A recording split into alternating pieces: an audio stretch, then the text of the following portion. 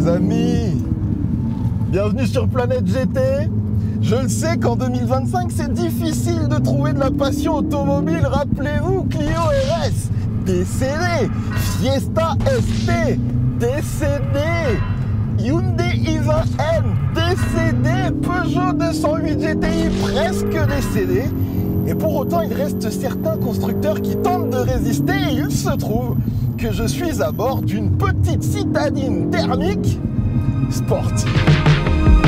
Vous l'avez certainement déjà compris les amis, on est en présence de la Mini John Cooper Works 2025. Toujours en thermique avec un moteur à 4 cylindres, pas d'électrique, même si peut-être qu'on va en parler dans cet essai. Et surtout, on va essayer de définir si elle est en mesure de nous offrir un peu de passion automobile parce que mine de rien, je n'avais jamais essayé. Et en plus de ça, parce qu'on est sur Planète GT, le décor va être de qualité histoire d'avoir un peu de plaisir au volant. On est au col de Turini et l'essai commence maintenant. C'est incroyable!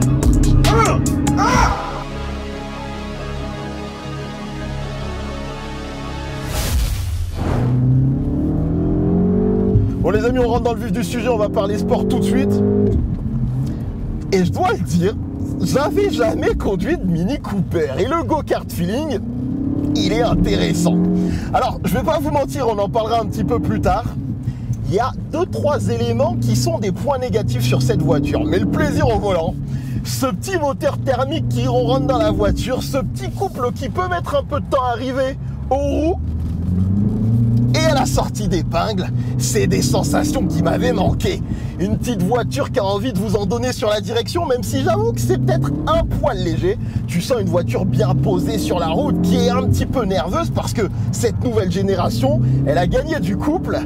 Et punaise que ça fait plaisir de reprendre la main sur un véhicule comme ça là qui t'en donne, regardez hop, freinage, on rentre dans l'épingle, j'en ai un peu mis trop dans le train avant et hop on ressort, ça met un peu de temps à envoyer et bim, t'envoies et là c'est le plaisir d'essence. Et vraiment, c'est quand même triste de se dire que ça a un petit peu disparu, mais heureusement Mini est toujours là avec cette version 3 portes qui honnêtement a sacrément envie parce que le gain de couple qui a été apporté à cette nouvelle génération, autant vous dire qu'il apporte un petit truc qui n'est pas inintéressant. Alors, si on parle de son moteur, je dois le dire quand même, j'avoue qu'il en manque un tout petit peu. Ce qu'on peut aussi noter comme point qui serait pas mal d'améliorer, c'est la sensation à la pédale de frein. Parce que, mine de rien, moi je sors d'une petite Alpine à 290, certes électrique, mais avec un mordant, une rigidité à l'attaque de pédale qui est honnêtement un élément qu'on peut placer en référence. Mais par contre les amis, cette sensation, ces petites routes de colle là, qui te donnent du virage, qui te donnent du freinage, qui te donnent du plaisir et qui donnent l'opportunité à ce moteur de faire du son, et ben c'est quand même un élément qui vient faire frétiller la passion automobile qu'il y a en moi. Et bordel que ça manquait, qu'est-ce que c'est bon! Mais les amis, prenons quand même le temps de parler un petit peu du style, parce que sur une sportive, mine de rien, ça compte. Et en plus, elle est thermique, important de le rappeler, et je dois le dire, ça reste quand même sensiblement une Mini, avec sa petite bouille de grenouille d'une certaine manière, qui justement, je la trouve peut-être un peu trop ronde, mais on va y revenir dans quelques instants, vous comprendrez pourquoi. Par contre, on garde toujours la grande calandre, assez agressive. Le truc que je dois noter sur cette version, c'est qu'on est noir contraste rouge, et je suis pas spécialement fan. Et aussi, je voulais vous en donner plus, donc on a une version accessoirisée, donc par exemple, ce petit élément pour tracter la voiture, c'est optionnel. On a également ces petits éléments rouges que j'avoue, j'aime pas trop, mais la calandre, elle, fait assez méchante. Et dites-moi ce que vous pensez en 2025 de ces gros feux avec le contour noir laqué qui se voit pas trop sur cette version, mais qui viennent donner un petit côté féminin dont je me serais bien passé. Mais encore une fois, vous allez voir qu'on en parlera sur une autre et on pourrait s'en débarrasser. Vient alors la question du profil et, encore une fois, disponible en 3 portes et avouez que ça lui donne un petit côté qui se perd. On veut pas de la sportive familiale et là, il y a la petite gueule un petit peu égoïste qui fait plaisir. Notez également les amis que je vous offre des jantes qui sont pareilles, disponibles en accessoires. Alors, ce qu'il faut savoir, c'est qu'ici, elles sont grises, légèrement dorées, un peu sales, on a roulé, mais elles existent aussi en anthracite et sur cette version, j'avoue que j'aurais bien voulu les voir, mais elles apportent un petit côté rallye qui honnêtement me fait plaisir. Par contre, on a des gros passages de roues en noir laqué qui, si vous avez une version blanche par exemple, se verrait véritablement. Et ça, je sais pas trop si je suis fan. Mais ce côté un petit peu compact, un petit peu posé au sol qu'on est en train de perdre dans le milieu automobile, il fait plaisir. Parce que oui, un des points cool d'une version 3 portes, c'est de venir optimiser un peu cet effet compact que peut avoir une petite boule de nerf comme la Mini, même si, il faut le dire, elle est plus si mini que ça. Mais heureusement, elle va nous offrir un popotin plutôt qualitatif. Et encore une fois, je vous ai dit, je vous ai donné de l'amour, donc version accessoirisée. Et ce petit élément rouge qui vient dépasser du béquet, ce sont des extensions que vous allez pouvoir acheter si vous le souhaitez et qui apportent un peu plus d'agressivité. L'autre point que j'aime beaucoup, c'est quand même ce popotin très large avec ces nouveaux feux à l'arrière qui, dans leur rendu, sont assez cool. On a le petit bandeau John Cooper Works qui fait plaisir, mais surtout c'est en partie basse que l'amour, la passion et le côté nerveux se trouvent, puisqu'on a un diffuseur qui, pour le coup, fait vraiment costaud. Là où j'ai une question à vous poser, c'est sur l'échappement central en pot unique. Dites-moi ce que vous en pensez. Il y en avait deux sur l'ancienne génération, mais j'aime bien cette identité, même si il faut qu'on parle de lui, parce qu'il y a 2-3 questions dont on va se questionner dessus. Je me suis un peu loupé dans ma phrase, mais on est là pour kiffer. Je m'emballe.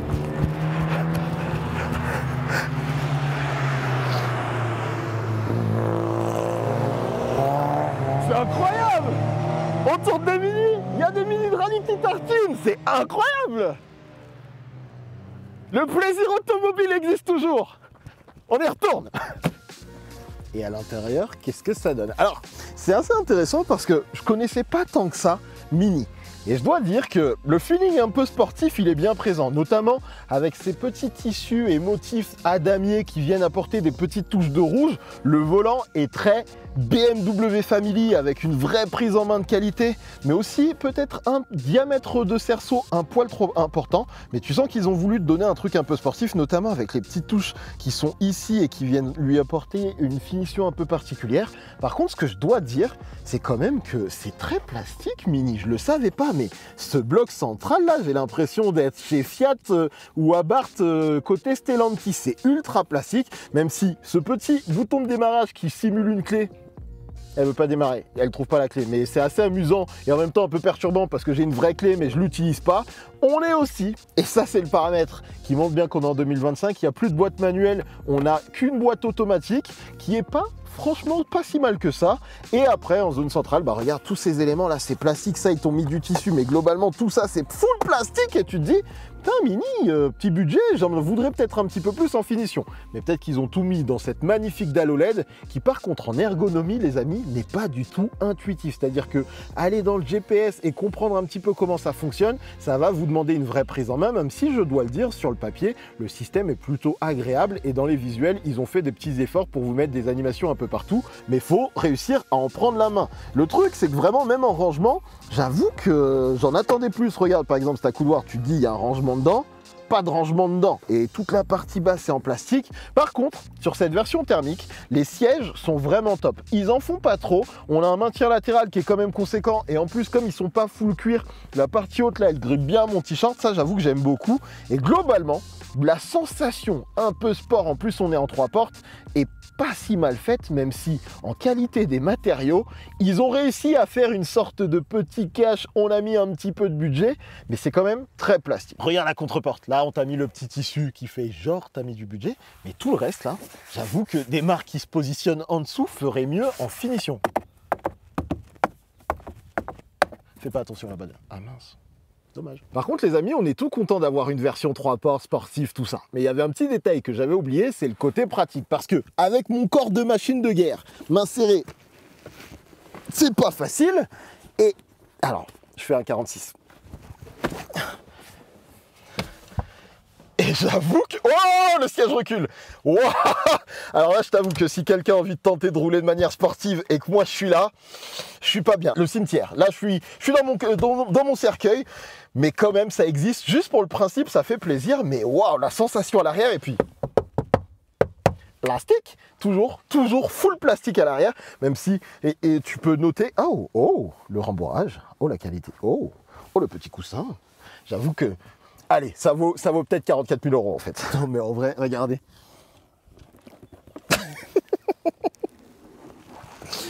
Les 5 portes, c'était pas mal. Les 5 portes, c'est pas si mal. Vraiment, c'était pas si mal. Mais évidemment, pour libérer un peu le plaisir, le mieux c'est de se mettre en ESP off, surtout sur des petites tractions comme ça, parce que tout de suite, t'as un peu plus de contrôle sur ton train avant. Il faut être un petit peu plus intelligent et on va voir ce que ça nous donne dans une épingle. Alors le problème, ça va être de pas trop... Eh, ça se démerde bien. Franchement, mais ils font un bon job, Mini, hein. Le truc qui est assez amusant, c'est que la voiture, en utilisation du quotidien, elle est extrêmement ferme. Et je le ressens beaucoup moins ici, où elle lit très bien la route. C'est vraiment côté pneumatique où j'ai l'impression d'être pas sur la meilleure sélection, avec un petit Spiller Sport 5, 4, je ne sais plus. Je suis déplacé par l'émotion. Oh là là, Parce que les amis, en plus, version avec le toit ouvrant. Là, j'ai ouvert les fenêtres et ça manquait cette... Oh, vous entendez le pneu qui crisse, le souffle de l'air qui vient caresser mon visage, le son du turbo, les petites pétarades au lâcher de pédale. Le truc, c'est qu'il y a un petit défaut. Tout ce qu'on entend est malheureusement faux. Oui, parce qu'on pourrait croire que l'existence d'une sportive thermique en 2025 nous sauve et nous offre du son moteur digne de ce nom, surtout quand on entend le démarrage de la voiture. Sauf qu'en réalité, cette ligne d'échappement, elle est complètement étouffée. Et quand tu viens mettre un micro à l'échappement, tu te rends compte que de l'extérieur, c'est juste un aspirateur. Tout est fake. Et c'est juste à l'intérieur et via les haut-parleurs qu'on a du son. Et justement, les amis, en parlant de faux son, on est dans une version un peu particulière, car 100% électrique. Oui, Mini résiste avec le thermique, mais ils n'ont pas d'autre choix.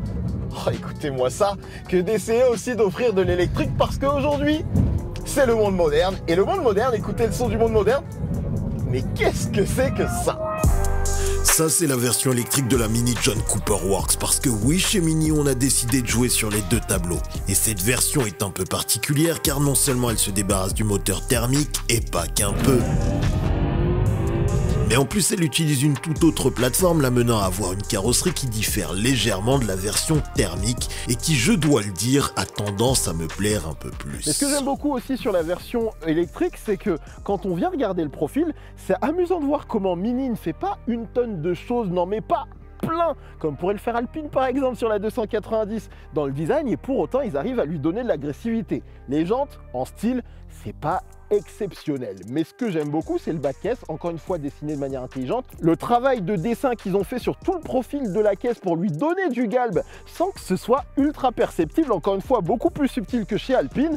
Et en plus de ça, ce que j'aime beaucoup, c'est qu'ils sont venus ici mettre un béquet. On l'avait déjà vu sur la version SE, qui apporte vraiment un dessin plus acéré à la voiture, puisque comme vous pouvez le voir, regardez la longueur du béquet, il vient vraiment tirer loin. Et comme il est dans la continuité de la vitre arrière, ça donne un rendu à la voiture qui peut presque paraître comme un break, et surtout qui vient resserrer un petit peu la partie haute pour mettre en lumière les ailes de la voiture qui sont un tout petit peu plus tracées qu'ici, et j'apprécie le rendu. Surtout que en partie basse, est-ce que vous avez remarqué que le diffuseur paraît un petit peu plus large? Le pare-choc de manière générale élargit un peu le fessier de la voiture, et ça j'aime beaucoup, en plus d'avoir inséré les catadioptres avec plus de profondeur pour offrir un peu de relief, parce que mine de rien, on n'a pas les éléments habituels qu'on a sur les versions thermiques, donc ils ont essayé de donner un peu de caractère. On peut aussi noter la lame de diffuseur qui est couleur carrosserie. J'ai même failli oublier de vous montrer que de série, le haillon est peint en noir avec un petit sticker en motif damier qui, je trouve, fonctionne bien pour un rendu un peu plus graphique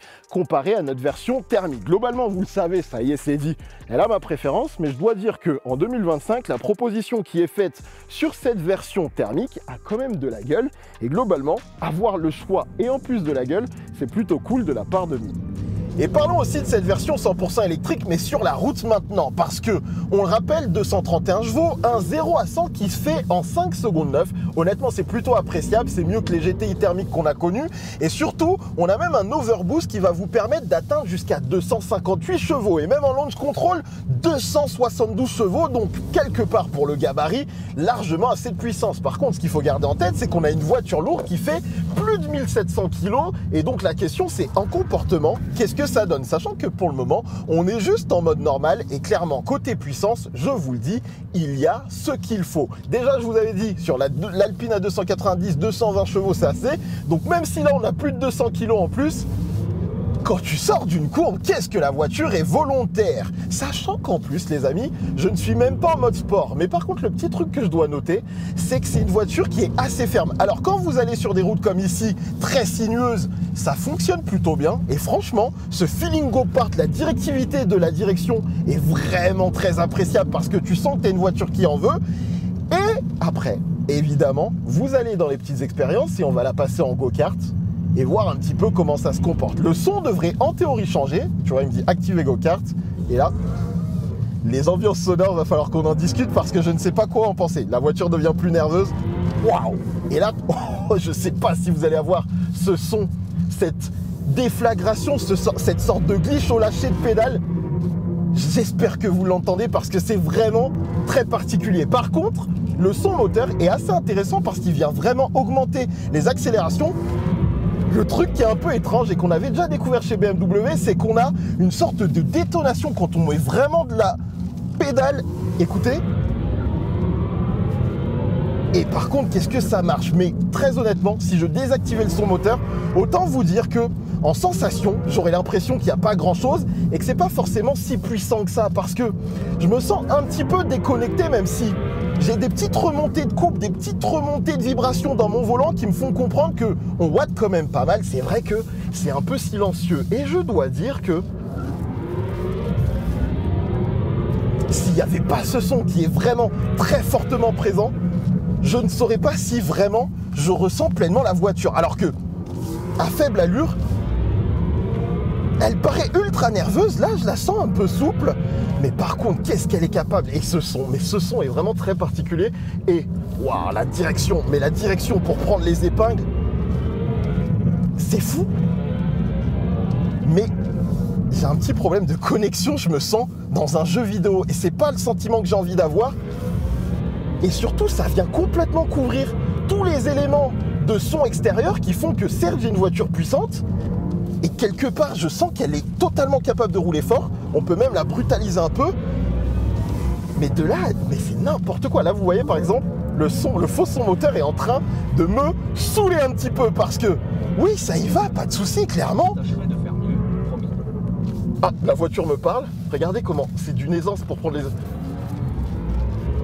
Mais là, le son, il s'est mis en route alors que la voiture, elle était même pas encore partie. Et du coup, je vous jure que je me sens déconnecté. Par contre, ce qu'on peut essayer de faire, attendez, on va essayer de se mettre en ESP off pour voir un petit peu. On va, ouais, là, je suis en Sport Plus, donc on va se mettre. Attendez, waouh, on va tenter. Hop, DSC off. Bon, là, on est full off pour voir un petit peu. Oh, les remontées de. Oh, ok. Waouh, ouais. Ok. Et là, vraiment, tu sens que ça tire un peu du train avant, sans être trop débordé. Mais je me sens tellement isolé du son. Putain, mais j'ai l'impression d'être dans un jeu vidéo, c'est pas normal. Et là, pied au plancher, qu'est-ce qui se passe? Ah oui, effectivement, ok. Effectivement, c'est moins maîtrisé, mais... Ouais, la connexion est pas bonne. Regardez, là, le son, il est lancé, mais j'accélère. Je ne sais pas quoi penser de la voiture, je suis pas emballé. Pourtant, elle est très capable, mais il y a quelque chose qui va pas. J'espère que vous avez les retours son parce qu'ils me paraissent complètement déconnectés de ce qui se passe. Par contre, waouh, que ça peut aller vite. Mais je suis pas totalement conquis par ce qui vient de se passer. Parce que, en fait, comme je vous le dis, le son, on dirait qu'il est dans l'habitacle et qu'en réalité, tout ce qui se passe ailleurs est différent. Et du coup, j'ai pas de retour sur le bruit des pneus, j'ai pas de retour du vent parce qu'il est complètement couvert par le son moteur de la voiture. Et du coup, même si c'est puissant, j'ai même pas utilisé le bouton boost tellement vous voyez comment ça sortait fort des courbes.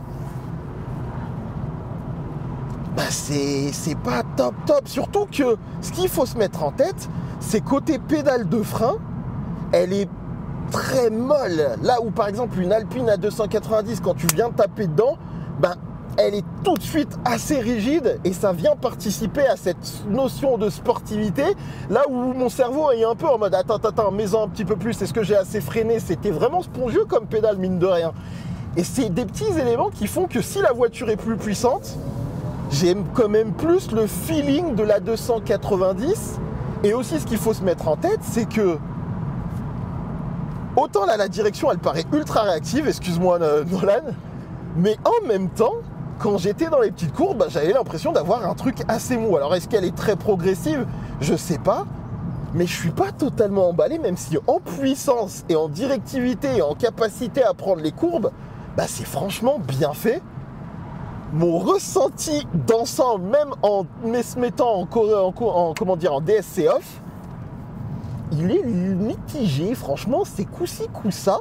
Alors qu'il y a des capacités, mais il en manque un petit peu. Alors, à ce moment-là de la vidéo, ce qui est intéressant, c'est que les anti-électriques parmi vous doivent être tout contents en se disant c'est prouvé, la version électrique est plus à chier que la version thermique. Sauf qu'en réalité, les amis, c'est pas tout à fait le cas et je vais vous expliquer. Parce que si on prend les deux voitures sur le papier, la version électrique est plus puissante. En utilisation du quotidien, elle va être plus agréable parce que électrique. Et donc forcément, si tu vas te balader en ville à 30 à l'heure, c'est quand même plus agréable d'avoir de l'électrique qui est très fluide et silencieux en plus de ça.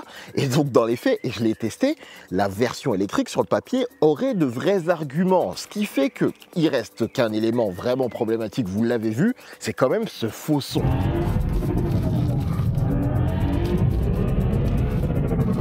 Et le truc qui m'intrigue, c'est que sur le papier, quand on prend la version thermique, elle a également un faux son, sauf qu'il sonne de manière thermique.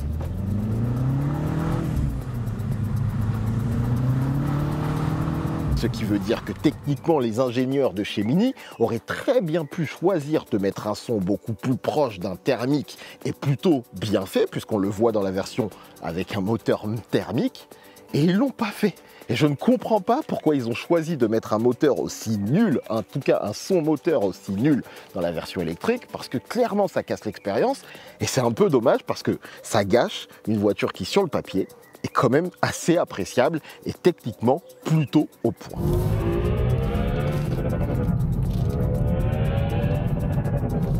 Et les amis, c'est même pas fini parce que en plus de nous offrir du 3 portes thermique ou électrique pour ceux qui veulent, Mini nous offre même une version cabriolet en 3 portes, en sportive, avec du moteur thermique et en 2025, qui le fait ?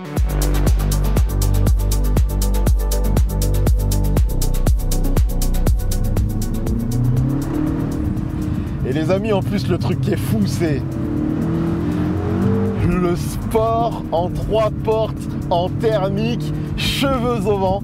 J'avoue que la Mini, ils sont en train de défier les lois martiales de la pollution et du plaisir en 2025. Et franchement, je me régale. Alors, je reste quand même convaincu que cette voiture avec un vrai différentiel autovolcan, ce serait pas mal, mais quand même... C'est un mix de sensations qui paraît presque du domaine du rêve en 2025. Mais c'est incroyable! C'est incroyable. Par contre, malheureusement, il faut se le dire, là tu te rends encore mieux compte que cette génération ne sonne pas du tout à l'échappement. Et les normes, malheureusement, on peut essayer d'échapper tant qu'on veut. On peut essayer de continuer à faire de la sportive du 3 portes. Il y a une réalité qui fait que malheureusement, avoir un moteur qui puisse s'exprimer, ça devient très compliqué. Mais pour autant, c'est incroyable. En vrai, c'est incroyable. En plus, on a la météo, on a les routes, on a le véhicule. Et c'est vraiment la belle découverte que j'avais envie de faire. C'est intéressant de voir comment Mini arrive à se positionner à plusieurs endroits. Comme je vous l'ai montré, la thermique est intéressante. L'électrique sur le papier serait presque plus intéressante, mais ce son de vaisseau spatial, c'est pas du tout possible. Et j'ai l'impression qu'il faut accepter de marier les deux mondes. Si les deux mondes peuvent exister, moi je suis très heureux. Et si en plus on peut avoir 3 portes et une version cabriolet, et franchement moi et vous j'espère, on retrouve un peu de passion et c'est tout ce dont on a besoin.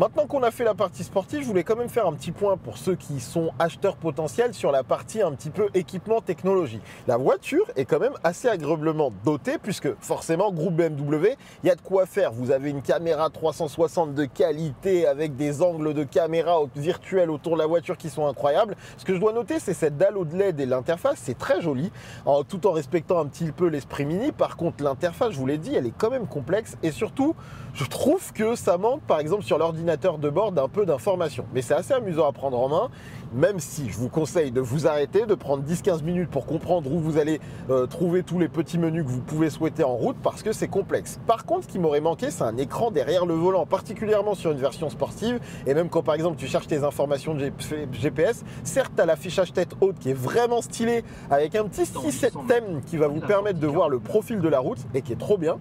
Mais dans l'affiche, directement dans le pare-brise, ça aurait été incroyable. Ensuite, les aides à la conduite, franchement, j'ai rien à dire. Et globalement, la voiture est quand même assez agréable à utiliser. Le seul truc qui me surprend, c'est à quel point c'est ferme. Surtout cette version électrique qui est encore plus ferme que la thermique. Quand tu sais qu'il y a des clients qui ont l'air d'acheter des JCW vraiment juste parce qu'ils ont le budget, je me dis, mais est-ce que vraiment ça vaut le coup de payer si cher pour une voiture aussi ferme? Parce que autant en utilisation sportive, tu vois que ça fonctionne bien, autant sur un usage du quotidien, waouh, les dos d'âne, etc., ils viennent te casser le dos de manière assez surprenante. Et donc, j'avoue que si tu ne l'achètes pas pour te faire plaisir sur petite route, bah prends autre chose. Prends, si tu aimes bien la version électrique, j'avoue que par exemple j'aurais tendance à plus être satisfait par la suspension à butée hydraulique. Butée hydraulique, c'est bien ça, de l'Alpine A290 qui franchement en polyvalence est plus intéressante que cette proposition. Mais globalement c'est cool de voir que même si sur le papier c'est des voitures différentes, vous avez le choix entre thermique et électrique et qu'en plus on a une voiture qui, si elle est peut-être un peu trop plastique, dans la proposition, elle est quand même intéressante des deux côtés. Il y a quand même un petit truc à savoir. On est en train de préparer la voiture pour mettre les caméras, etc. Et je dois dire qu'en termes d'espace, aux places arrière, je vous avais déjà montré que c'était pas la folie. Mais en plus, comme la voiture, en fait, elle n'a pas de coffre. Mais vraiment, tu mets une valise, un sac à dos grand max et après, t'as plus rien. Et ben c'est vraiment pas la voiture la plus pratique. J'avoue que je crois que la 290 avec son coffre supérieur me facilitait un petit peu plus la vie.